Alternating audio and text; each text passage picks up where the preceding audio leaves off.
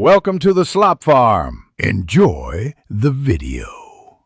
You start by opening Google Photos and locating the photo you want to fix. Tap or click to select the image.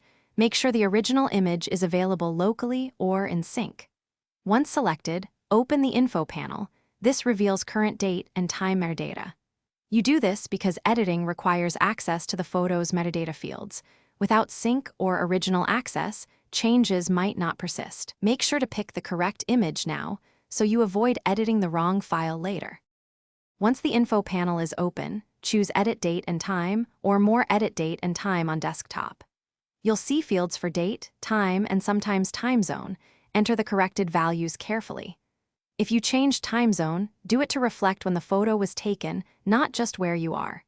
Make sure to apply changes. If you edited multiple photos, Google Photos prompts to shift or set individually. This is important because consistent timestamps keep your timeline and albums accurate.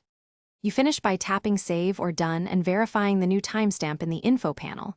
Check album order to confirm the change took effect. If it won't save, make sure the photo isn't read-only, write-protected, or stored only in a cloud cache. Download the original and try again. If edits still fail, re-upload the corrected file or export using Google Takeout, update timestamps in a desktop EXIF tool, then re-import. That one troubleshooting step usually resolves stubborn sync or permission issues. Thanks for watching. Consider subscribing if we helped you today.